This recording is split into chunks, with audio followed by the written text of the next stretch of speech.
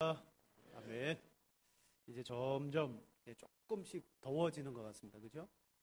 예년에 보면 한 5월 초 조금 지나면 이제 에어컨을 막 틀기 시작하는데 여기도 좀 더운 분들이 계실 것 같아요. 이번 주만 좀 참아주시기를 바랍니다. 네. 여러분, 성도인 우리들은 바른 신앙생활을 하기 위해서는 말씀을 잘 들어야 됩니다. 그런데 대표적으로 우리가 말씀을 듣는 시간이 예배 중에 있는 이 설교 시간입니다. 자, 설교는 뭡니까? 그냥 성경에 있는 구절들을 여러분에게 읽어드리는 시간이 아니고 이 성경에 나와 있는 말씀을 해석해서 여러분이 이 말씀을 알아듣기 쉽도록 진리를 뽑아서 여러분들에게 전달하는 그런 시간입니다. 지난 주간에 우리 실보부를 끝으로 봄 신방을 다 마쳤는데요. 신방을 할 때 이런 말씀을 들었습니다. 집에서 성경을 아무리 읽고 보려고 해도 눈만 아프지 뭐가 뭔지 잘 모르겠다. 하지만 목사님이 성경을 설교하고 해석해주면 이게 그 말씀이구나, 이게 이 말씀이구나 알아지더라는 것입니다. 여러분, 제가 신방하면서 이런 이야기를 들으면 힘이 될까요, 안 될까요? 이게 힘이 됩니다. 그런데 한편으로는 이게 부담의 말씀이죠. 내가 성경을 똑바로 해석해야 되겠구나. 하나님의 말씀을 제대로 해석해서 전달해야 된다라는 책임감이 그 속에 생기는 겁니다. 특별히 우리 개혁주의 교회는요, 예배가 1시간이라면 그 1시간 중에 3분의 2는 뭐예요? 말씀이에요. 하나님의 말씀을 제대로 듣고 하나님이 어떤 분인지 알 때에 제대로 된 예배를 드릴 수가 있는 거예요. 그냥 내 마음대로 예배 드리는 게 아닙니다. 말씀을 듣고 하나님은 누구시며 하나님이 기뻐하는 예배가 뭔가, 그걸 우리는 진리 가운데 듣고 예배할 때 비록 찬양의 시간이 짧지만 그 찬양이 온전한 찬양이 될 줄로 믿습니다. 그런데 오늘날 허다한 또는 대부분의 설교자들이 성경을 자의적으로 해석할 때가 있습니다. 물론 여기서 대부분이라는 것은 유달리 그런 사람들이 많다는 거예요.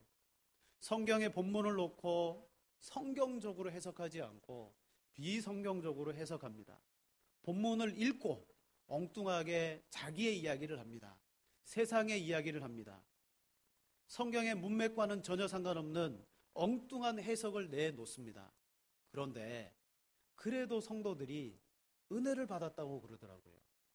성경의 내용과 상관없는 이야기를 해도 성도들은 은혜를 받아요. 대표적인 게 뭐냐면 성경의 이야기를 많이 들었지만 그날 들었던 어떤 재밌는 예화, 집에 가면서 예화 이야기 하는 거예요. 그거 진짜 웃기더라. 나 처음 들었는데 재밌더라. 말씀은 잊어버리고 그런 걸 생각하는 거죠. 어쩌면 우리 성도들, 우리 자신들 자체가 하나님의 말씀을, 어려운 말씀을 자꾸 들으려고 하지 않고 쉬운 말씀, 재미있는 말씀, 거기에 내 귀가 익숙해지는 것 같아요. 그래서 여러분, 이단에 빠진 사람들도요, 조금은 이해가 되는 것이, 그 사람들에게 물어봐요. 거기 가면 뭐가 그렇게 좋아서 이단에 사느냐? 근데 그 사람들은 말합니다. 은혜가 있다. 이단에도 은혜가 있다는 거예요. 그들도 말씀을 가르치는데 그 가르치는 말씀이 자기들에게 은혜가 된다는 거예요. 여기서 그들에게 주어지는 은혜는 어떤 은혜입니까? 인간적인 감동입니다. 또는 그 잘못된 성경의 해석을 통하여 귀신이 주는 감동적인 느낌입니다. 바울이 디모데에게 말하기를 후일에는 영들과 귀신들의 가르침을 따르리라 라고 말했어요.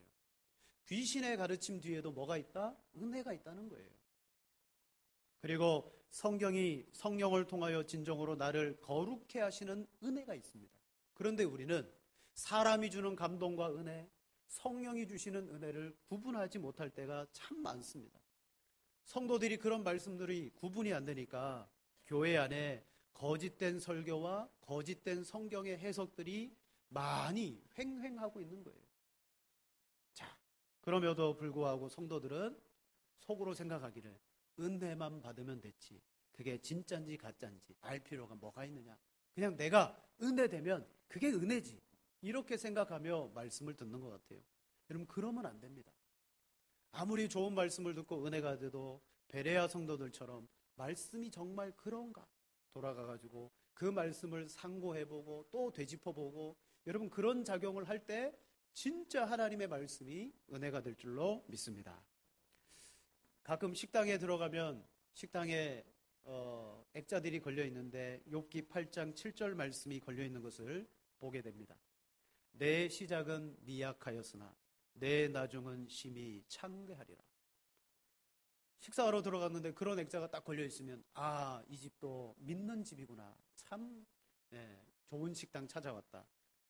또는 그 말씀을 볼 때마다 예수님을 믿든 안 믿든 어려움과 고난에 처해 있는 사람들은요, 그 말씀 자체가 주는 그 뜻 안에서 용기를 얻고 패기를 얻습니다.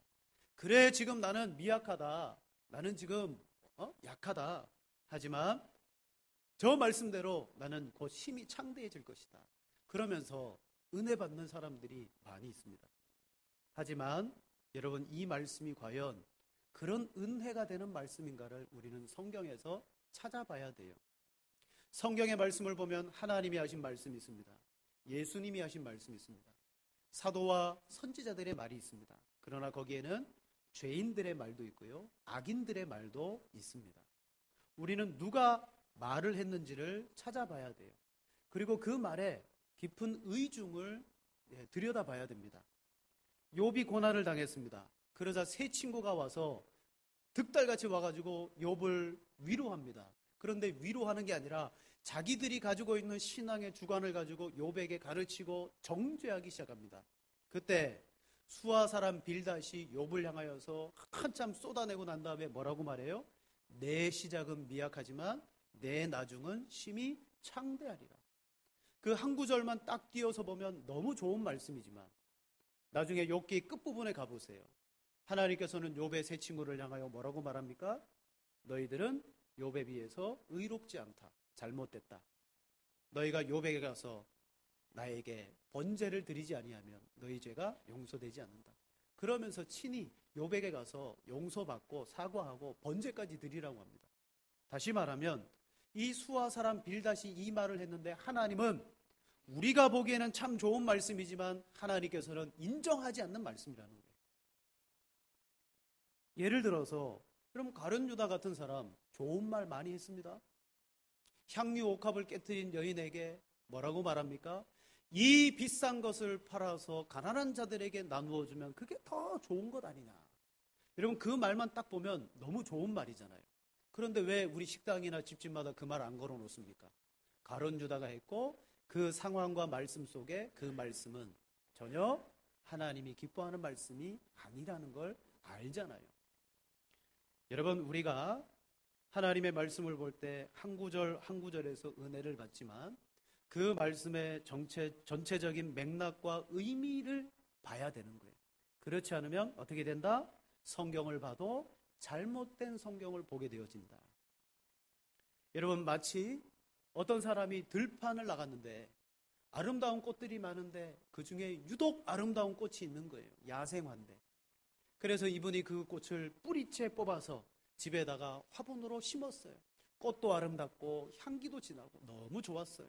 그래서 꽃을 잘 아는 친구를 데려다가 이 꽃이 무슨 꽃이냐 물어봤더니 친구가 하는 말이 깜짝 놀라면서 이 꽃은 독을 품고 있다. 그래서 이 잎이나 꽃이나 우리 몸에 흡수되면 이 꽃은 우리를 크게 해할 수 있다. 여러분 꽃이 아름답지만 그 꽃이 독을 품는지 안 품는지는 우리가 확인해 봐야 되는 거예요. 마찬가지입니다. 성경에 하나님의 말씀들이 기록되어졌는데 그 말씀 속에는 하나님이 지지하시는 말씀과 그렇지 않은 말씀들이 있다는 겁니다. 오늘 우리가 본 히브리서 11장 1절도 성경의 원 문맥과는 상관없이 오늘날 현대교회는 이 말씀 구절을 통하여서 법칙을 만들었는데 바라봄의 법칙이다라는 원리를 말씀으로 만들어버렸습니다. 자, 여러분 바라봄의 법칙이라고 혹시 들어보셨습니까? 네, 한 번쯤 들어보셨을 거예요.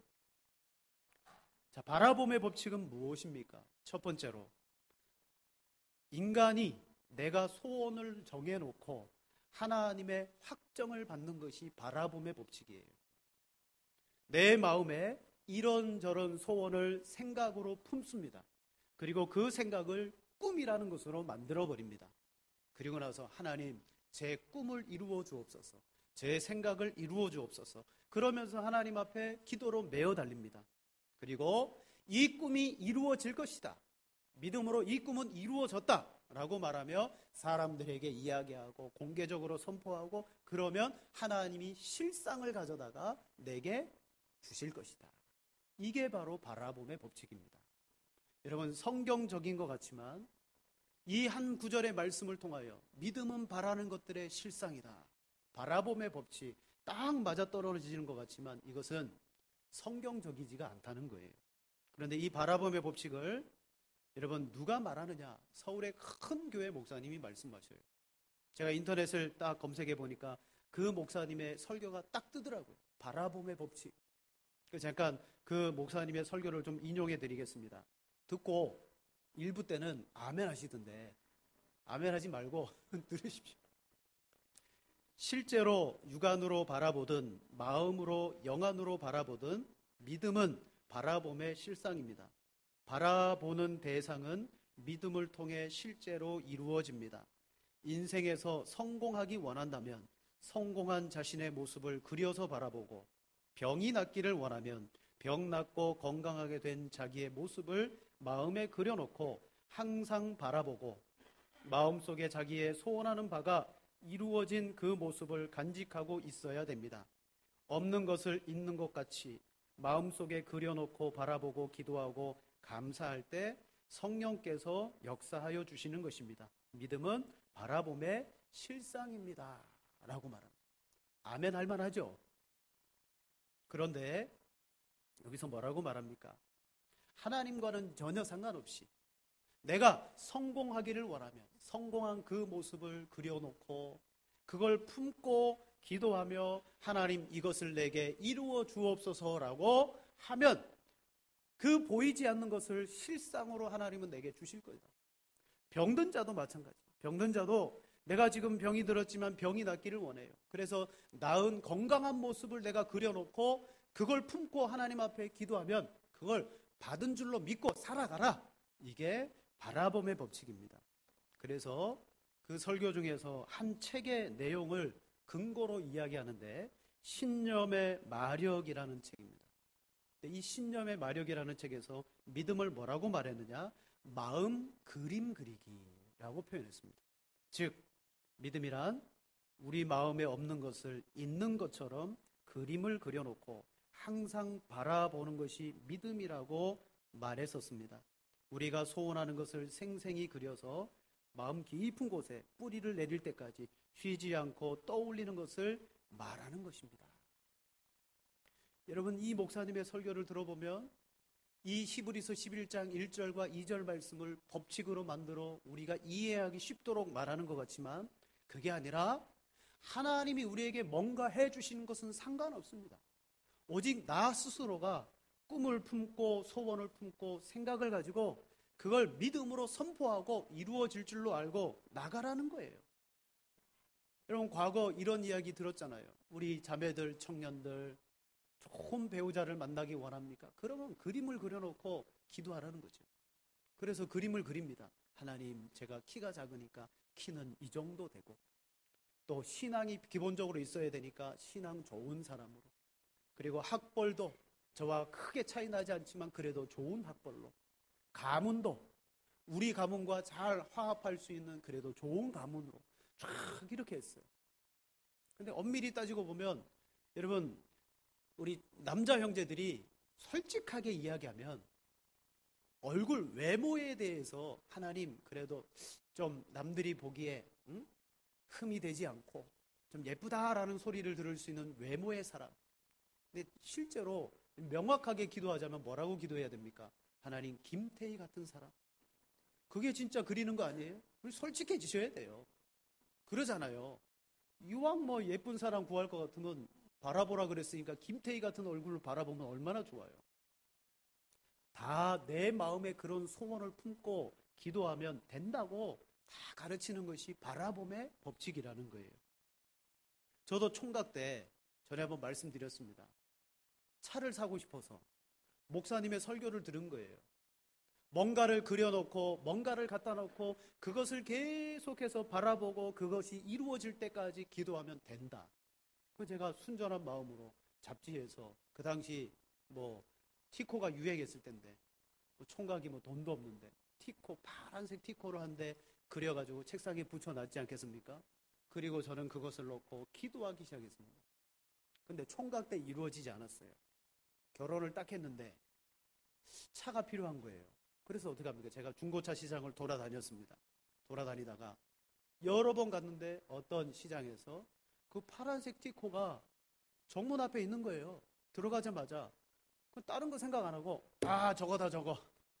그러면서 파란색 티코를 사고 타고 다니면서 하나님 제게 바란 것을 이루어 주셨나이다 그러면서 좋아했는데 근데 그게 믿음이 아니었더라는 거예요. 여러분 나는 고작 티코 그거 하나 그려놓고 그거 타려고 진짜 그 시장에는 좋은 차들이 얼마나 많았는데 지금 생각해보면 어리석었던 거죠. 내가 딱 정해놓고 그걸 그려놓고 이게 하나님의 응답이라고 생각했던 것입니다. 여러분 이 바라봄의 법칙에는 문제점들이 많이 있습니다. 무엇이 문제입니까? 인간인 내가 소원을 정해놓고 하나님께 확정해달라고 원하는 방식이라는 거예요. 내 마음에 이런 소원과 생각을 품고 하나님께 기도하고 내가 말로 고백하며 선포하고 나가니 하나님은 실상을 이루어 주옵소서. 즉 주객이 바뀐 거죠. 하나님이 우리에게 뭔가 말씀을 주시고 믿음을 주셔서 그게 이루어지는 과정이 있어야 되는데 내가 하나님 앞에 먼저 구하고 그것을 그려놓고 하나님 달라고. 그래서 오늘날 이 바라봄의 법칙은 또 다른 법칙과 이어지는데 긍정의 힘이라는 법칙과 이어져요. 그리고 이 긍정의 힘은 오늘날 판명났습니다. 이것은 복음이 아니다. 이것은 심리학이다. 여러분 성경을 인용하지 않아도 이것은 세상 사람들이 충분히 사용하고 인용하는 심리학이에요. 그리고 이것을 노골적으로 말하면 이미지 트레이닝입니다. 이미지 트레이닝. 면접을 봐야 됩니다. 처음 보는 면접인데 너무 떨려요. 면접관들 앞에 어떻게 대답할지 참 두렵습니다. 그래서 속으로 그 면접하는 나의 모습을 그려보는 거예요. 이렇게 물어보면 나는 이렇게 대답해야지. 그러면서 자기 자신을 적극적이고 긍정적인 모습으로 그려나가면서 어떻게 한다? 그걸 바라보면서 행동한다. 자, 이 바라봄의 법칙을 여러분 증명하기 위해서 오늘 두 번째로 이 3절 이후에 나와 있는 그 조상들의 믿음에 대해서도 뭐라고 말하느냐? 선진들도 이 바라봄의 법칙으로 신앙생활을 했다고 말하는 거예요. 자, 우리 7절을 한번 읽어보겠습니다. 7절입니다. 믿음으로 노아는 아직 보이지 않는 일에 경고하심을 받아 경외함으로 방주를 준비하여 그 집을 구원하였으니 이로 말미암아 세상을 정죄하고 믿음을 따르는 의의 상속자가 되었느니라. 아멘. 자, 바라봄의 법칙으로 보면요, 노아는 앞으로 큰 홍수가 날 것을 바라보고 자기는 방주를 크게 지어서 나와 우리 가족들은 구원을 받고 마치 아담과 같이 내가 이 세상이 진멸당할 때 새로운 의의 상속자로 인류의 새 출발하는 사람으로 되어질 것을 바라보면서 방주를 지었다라고 말할 수가 있습니다. 그러나 그렇지 않아요. 노아는 앞으로 큰 비가 내릴 것을 바라보면서 목표를 정해놓고 하나님께 기도하지 않았습니다. 기대감을 가지고 방주를 짓지 않았습니다. 방주를 다 지으면 나와 내 가족들이 행복하게 동물들과 함께 그 방주 안에서 살겠지? 그걸 바라보지 않았습니다. 노아는 하나님의 명령이기 때문에 그 당시 사람들은 전혀 생각하지도 않고 하지도 않는 일을 그는 해야만 했었습니다. 방주를 지은 거예요. 방주를 지으면서 그는요 괴로웠습니다. 이 방주 짓는 것을 하기 싫었습니다. 오늘 성경 7절 중반에 보면 이렇게 말합니다. 경고하심을 받아 경외함으로 방주를 준비하여. 여러분 이 말씀이 무슨 말이냐면 경고 좋은 말씀 아니잖아요. 경고함을 받아서 경외함으로 방주를 지었다. 경외. 하나님을 사랑하기도 하지만 그 경고하시는 하나님에 대한 두려움, 하기 싫어도 그 하나님이 너무 크고 두렵기 때문에 노아는 억지로라도 방주를 지어야 됐다. 그런데 어떻게 노아가 앞으로 일어날 일에 대해서 기쁨으로 바라보고 그걸 소원으로 품고 하나님 앞에 구했다고 말할 수가 있겠습니까? 8절에 보면 아브라함에 대해서도 말합니다. 믿음으로 아브라함은 부르심을 받았을 때에 순종하여 장래의 유업으로 받을 땅에 나아갈새 갈 바를 알지 못하고 나아갔습니다. 바라봄의 법칙으로 말하면 아브라함은 믿음의 조상이 될 것을 바라보면서 하나님 앞에 마음을 드렸고 믿음을 드렸고 기도도 드렸다. 선포도 했다. 그렇게 되는 거예요. 그렇지 않습니다. 아브라함은 믿음의 조상으로 부름받은 그때부터 그는 갈 바도 알지 못하는데 그럼에도 불구하고 하나님의 인도를 따라서 살아갔습니다. 그가 아들을 낳을 것을 바라봤습니까? 아들을 낳을 것을 기대했습니까? 천만의 말씀입니다.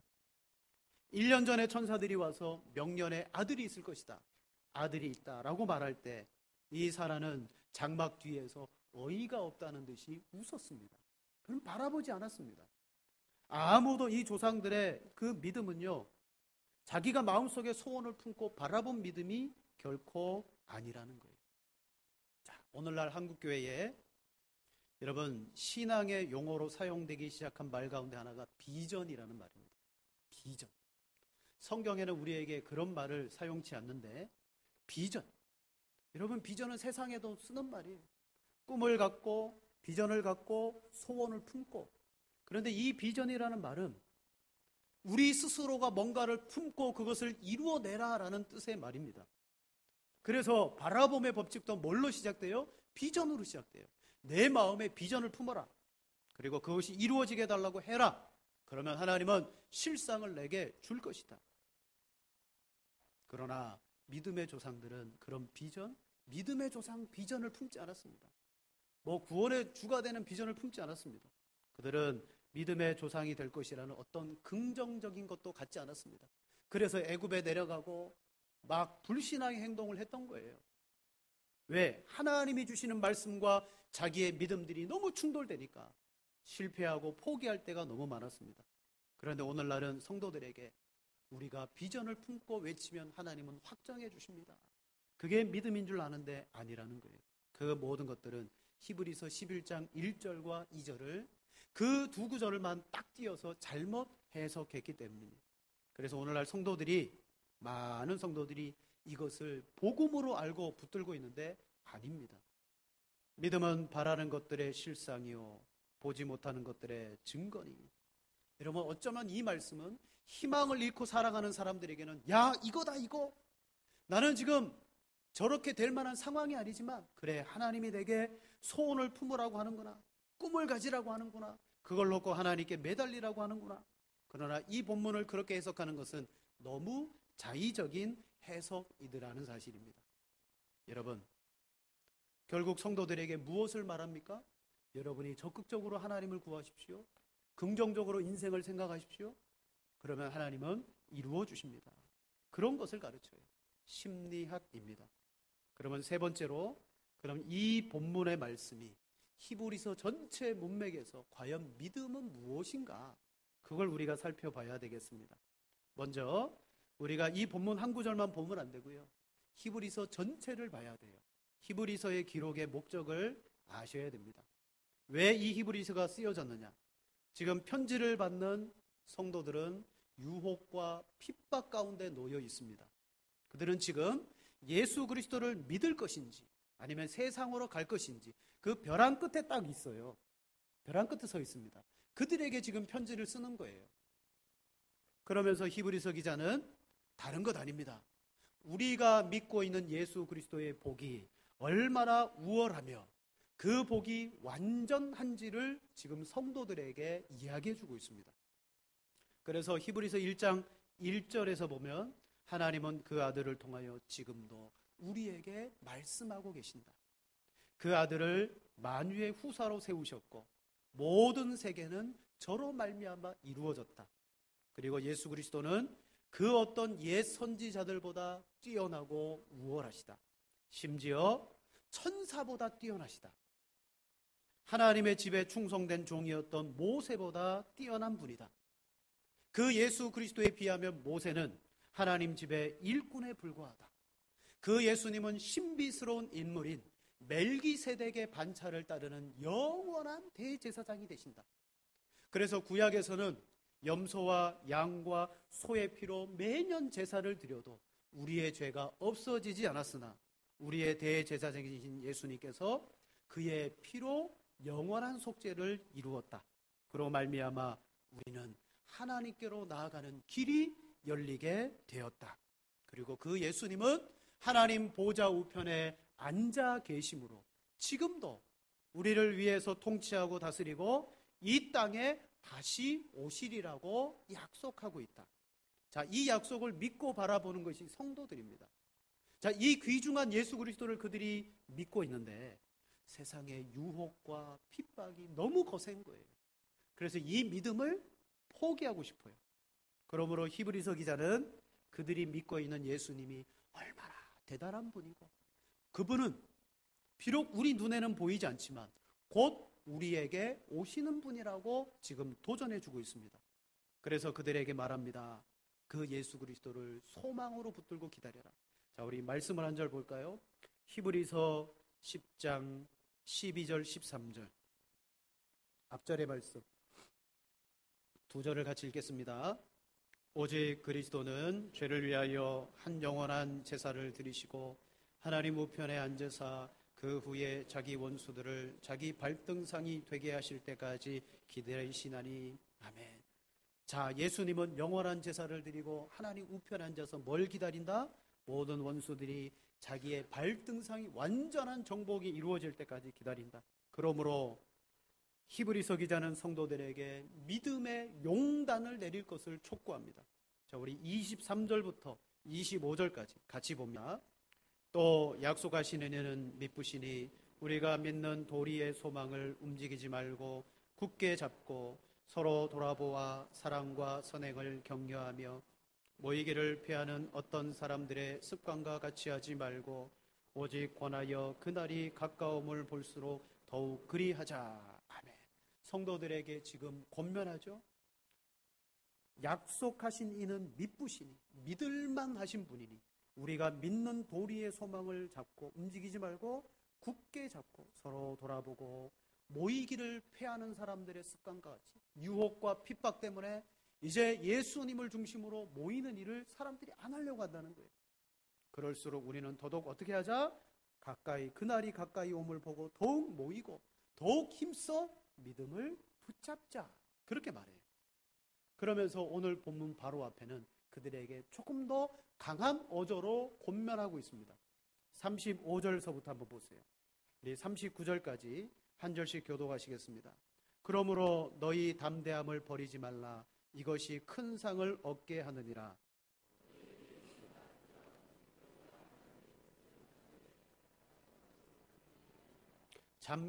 잠깐 후면 오실 이가 오시리니 지체하지 아니하시리라.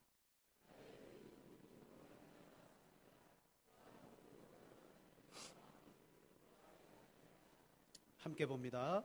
우리는 뒤로 물러가 멸망할 자가 아니요 오직 영혼을 구원함에 이르는 믿음을 가진 자니라. 아멘. 오늘 본문에서도 분명히 성도들이 환난을 당하고 어려움을 당하고 있다고 말합니다. 여러분이 세상과 그리고 사람들로부터 환난과 핍박, 유혹을 당하고 있지만 그리스도를 배반하지 말고 끝까지 버티고 지키십시오. 그런데 그 그리스도는 보이지 않는 소망입니다. 여러분이 당하는 이 고난의 시간은 잠깐입니다. 그러므로 영원한 소망을 붙들고 이 잠깐을 여러분 이겨내십시오. 근데 어떻게 이겨내느냐? 38절에 보니까 나의 의인은 믿음으로 살리라. 39절에 보니까 우리는 뒤로 물러가 멸망할 자가 아니요 오직 우리의 영혼을 구원함에 이르는 믿음을 가진 자다. 예수님과 하나님이 우리 눈에 보이면 얼마나 좋겠습니까? 위로가 되고 확신이 들겠지만 여러분, 믿음이 필요한 이유는 하나님도 보이지 않고 예수님도 보이지 않기 때문이에요. 믿음의 대상은요, 보이지 않아야 됩니다. 보이면 그때서부터 그것은 믿음의 대상이 아닙니다. 오늘 이들이 믿고 있는 예수 그리스도와 영원한 하나님의 나라는 보이지 않지만 분명한 실체인 거예요. 분명한 실체를 기다리는데 이 땅에서 잠깐 우리가 당하는 유혹과 핍박 때문에 우리가 견딜 수 없다라는 거죠. 그래서 포기하고 싶고 믿음을 내버리고 싶어요. 그래서 이 히브리서 기자는 하박국 선지자의 말을 인용합니다. 나의 의인은 믿음으로 살라. 우리는 뒤로 물러가고 멸망할 자가 아니라 오직 영원 구원함에 이르는 믿음을 가진 자다. 하나님은 보이지 않지만 분명히 곧 우리를 다시 만나기 위해서 오신다 그랬습니다. 예수님은. 그리고 인내로서 이 믿음을 지킨 자들에게는 어떻게 하신다? 상을 베푸신다 그랬습니다. 여러분, 그러므로 믿음을 지키십시오 라고 말하면서 1절로 넘어가는 거예요. 믿음은 바라는 것들의 실상이요 보이지 않는 것들의 증거니 선진들이 이로써 증거를 얻었느니라. 지금까지의 전체 문맥, 히브리서 1장부터 10장 39절까지의 문맥과 중요한 내용은 뭐예요? 여러분, 믿음에서 떨어지면 안 됩니다. 유혹과 핍박을 영원한 분명한 소망으로 이기십시오. 인내하십시오. 그 말씀을 한 거예요. 그런데 느닷없이 11장 1절에 와서 여러분 마음의 소원을 품으면 하나님이 여러분의 꿈대로 이루어 주십니다. 그 이야기를 하십니까? 아니에요. 여기서 말하는 믿음, 예수 그리스도 실상으로 계시지만 우리에게는 보이지 않아요. 우리의 조상들도 아벨도 에녹도 노아도 아브람도 다 하나님이 주시는 믿음을 따라 무엇을 바라봤다? 약속의 실상이신 예수 그리스도를 바라보면서 온 사람들입니다. 그걸 이야기하는 거예요. 여러분, 아벨, 노아, 아브람 하나같이 공통점이 있습니다. 아벨, 가인으로부터 엄청난 순교의 핍박을 받았습니다. 에녹, 하나님과 동행하기에 쉬웠을까요? 아니에요. 노아, 120년 동안에 온갖 조롱과 핍박을 받으며 믿음을 지키고 방주를 만들었습니다. 아브라함, 갈 바를 알지 못하고 갔는데 믿음을 붙들고 갔다는 거예요. 모든 선진들이 다 우리에게 보내주시리라 약속한 그리스도를 멀리 바라보며 그분을 보고 나아갔던 것이 뭐예요? 믿음이라는 거예요. 그 믿음의 실상은 예수 그리스도입니다. 그러므로 오늘 우리에게 믿음이라고 소개하는 것은 내가 허울 좋은 꿈과 소원을 품는 그게 믿음이 아니라 오늘 본문의 믿음은 뭐예요? 예수 그리스도가 믿음이라는 거예요. 예수 그리스도가 믿음이다. 조상들은 바랄 수 없는 상황 속에서 바라보았습니다. 예수 그리스도를. 정말 그런가? 우리 말씀 한 절 찾아보겠습니다. 요한복음 8장 56절. 요한복음 8장 56절입니다.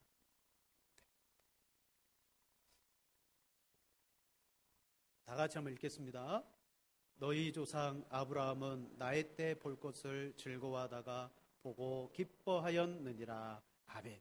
여러분, 우리는 노아나 아브라함 이런 사람들이 예수 그리스도와는 상관없는 사람이라고 생각할 수 있습니다. 아닙니다. 그들에게 하나님이 믿음을 주셨을 때 하나님은 그 조상들에게 앞으로 오실 메시아를 바라보는 믿음을 주셨어요. 그래서 예수님이 요한복음 5장 8장 56절에 그걸 인정하는 거예요. 너희 조상 아브라함은 나의 때 볼 것을 즐거워하다가 보고 기뻐했다.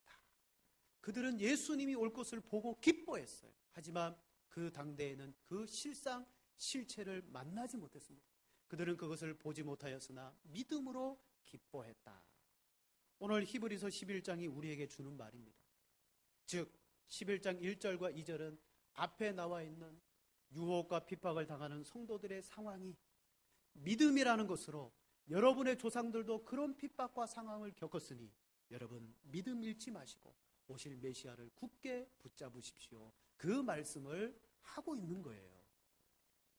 그런데 어떻게 이게 너무 좋은 말씀이다 보니까 그 구절을 다 빼다가 믿음은 바라보는 것의 실상이다.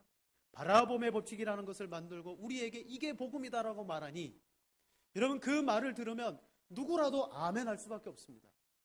누구라도 아멘해요. 그런데 그런 말씀들이 성경적으로 여러분 분별이 안 되니까 우리는 이 말 들어도 은혜요, 저 말을 들어도 은혜가 되는 겁니다. 여러분 마지막 때가 되면 사탄은요 우리 성도들을 다른 걸로 유혹하지 않습니다. 말씀으로 유혹합니다. 모든 성도들이 바른 말씀을 따라 신앙생활하고 있는 줄 아는데 그러나 결국 끝에 가보면 내가 잘못된 말씀을 붙잡고 있었구나. 말씀은 옳은데 이 말씀을 해석하고 적용하는 부분이 잘못되었구나 깨달아 알게 될 것입니다.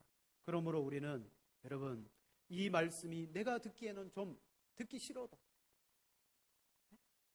여러분 이 시대 살아가는 성도들이 세상으로부터 얼마나 고난과 핍박을 당합니까?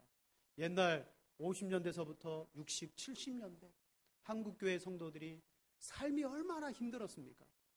그래서 목사님들이 그들에게 천국과 지옥을 이야기하고 믿음을 이야기하니까 성도들이 듣지 않더라는 거예요. 왜? 자기 삶에 와닿지 않는 거예요. 그래서 설교의 패턴을 바꿨다 그럽니다. 어떻게? 저 힘든 성도들에게 위로를 줘야 되겠구나. 여러분 소원을 품으십시오. 여러분 지금은 이렇지만 잘 될 겁니다. 긍정의 힘을 심어주고 그들에게 믿음이라는 것은 내 마음에 뭔가를 품으면 그게 이루어지는 것입니다. 그러니까 성도들이 아멘 할렐루야 하면서 은혜를 받더라는 거예요. 그리고 이 나라 경제가 부흥하면서 어떻게 됩니까? 그런 말씀을 들었던 성도들도 같이 잘 되는 겁니다. 그러니까 뭐라고 여기겠어요? 아, 저 말씀을 듣고 믿었기 때문에 우리가 잘 됐구나. 아, 바라봄의 법칙이라는 것은 옳은 것이구나. 아닙니다. 그 당시 예수 믿지 않은 사람들, 잘 된 사람들 너무 많습니다. 그 말씀 때문에 잘 된 게 아니라 하나님이 우리에게 잘 될 거다, 행복할 거다, 그 말씀 때문에 잘 된 게 아니에요. 예수 믿지 않은 사람들도 그 시대는 다 잘 됐습니다. 오늘 이 시대 우리가 진짜 붙들어야 될 것은 뭐예요? 풍요로운 시대입니다. 핍박보다는 유혹이 강해요. 주일을 예를 들어 보겠습니다. 주일은 누구의 날입니까? 주일은 누구의 날입니까? 주님의 날이라 그래서 주일이잖아요. 주일은 아침부터 저녁까지 주님을 위해서 쓰는 날입니다. 그게 주일 성수예요. 초대교회 때도 하루에 2번씩 아침 저녁으로 하나님 앞에 예배 드렸기 때문에 오늘날 우리 개혁교회가 그렇게 예배 드리는 거예요. 하지만 세상이 너무 풍요롭고 바쁘니까 우리 성도들이 1부 예배, 2부 예배를 딱 드리고 오후의 시간은 내가 해야 될 일을 하겠다. 내 취미 활동을 하겠다. 내 삶을 만들어 가겠다. 그러면서 주일을 야금야금 자기의 삶을 만들어 가더라는 거예요. 그게 뭐냐면 세상의 유혹입니다. 여러분 언제까지 우리가 주일의 날을 범하며 날을 즐길 수 있겠습니까? 오늘 히브리서 기자는 그 유혹과 핍박은 짧다. 내가 즐길 수 있는 세상은 짧다. 왜냐? 그리스도께서 속히 오실 거니까. 너희가 이 짧은 유혹과 핍박에 휩쓸려 믿음을 버리겠느냐? 그것을 이기며 오직 믿음을 지켜라. 힘들지만 여러분 온전한 주일을 성수하시기를 바랍니다. 우리 가운데 내가 주일 낮 예배만 참석하고 나는 하나님 앞에 다 했다? 아니요. 그분은 주일이라고 하면 안 돼요. 그날을 반은 나의 날, 반은 주님의 날 그렇게 불러야 돼요. 일요일이라고 부르셔요. 주일이라고 하지 마십시오. 진짜 주일이라고 부를 것 같으면 온전히 하나님 앞에 여러분 믿음을 들여 섬기고 예배하셔야 됩니다. 그냥 일요일이고 썬데이지 그게 무슨 주일입니까? 우리 학생들도 마찬가지입니다. 우리 학생들에게 여러분 주일이 어떤 날이어야 됩니까? 하나님 앞에 온전히 드리는 날이에요. 야, 너 고2, 고3이니까 주일 교회 오지 말고 공부해. 너 대학 가서 교회 가. 그 학생은요, 그 자녀는요, 앞으로 자기에게 주일은 그렇게 인이 바뀌는 거예요. 아, 주일은 내가 무슨 필요한 것이 있으면 내가 그냥 빼다가 쓸 수 있는 날이구나. 그래서 회사 갈 때도 주일을 범하고 놀러 갈 때도 너무 쉽게 주일을 범하는 거예요. 오늘 우리에게는 이런 유혹들이 많이 있습니다. 그걸 어떻게 이기라? 그리스도께서 오실 날이 속히 이르른다. 그 믿음이신 예수님을 바라보면서 기다려라. 여러분 믿음은요 보여줄 수 없습니다. 그림으로 그려줄 수 없습니다. 예수님 보좌 우편에 계신데 안 보이니까 믿는 거죠. 오늘 우리에게 성경은 이게 믿음이다. 자, 우리 자의적으로 마음에 뭔가를 품고 그걸 바라보고 이루어진다는 허상을 품지 마시기를 바랍니다. 그리고 오늘 본문의 말씀 안에서 진짜 믿음은 우리를 위해서 이 땅에 오실 메시아를 내가 순간순간 기다리는 것이다. 그렇게 기다리시며 여러분 세상을 이기는 우리 모든 성도가 되시기를 축복합니다. 이 시간 우리 한번 합심으로 기도하겠습니다. 하나님, 오늘 우리의 믿음이 바르고 온전한 성경적인 믿음이 되게 하여 주옵소서. 인간적으로 내가 뭔가를 바라거나 그것을 추구하는 신앙이 아니라 주님이 주시는 말씀만이라도 제대로 붙들고 이 땅에서 유혹과 핍박 속에서 정말 믿음을 붙들고 물러나지 않는 우리의 신앙이 되게 하여 주옵소서. 또한 오늘 주일입니다. 하나님, 정말 내가 세상과는 구별된 하나님의 날을 지키기를 원합니다. 하나님, 온전히 예배하고 섬기는 날로 삼아 주옵소서. 그리고 이 시대 여러분, 고난을 당하고 어려움을 당하는 이들이 많습니다. 저들에게 참된 위로의 믿음, 하나님의 말씀이 그들에게 심겨져서 승리케 하여 달라고 우리 다 같이 기도드리시겠습니다. 할렐루야. 사랑이 많으신 하나님 감사합니다. 오늘 정말 믿음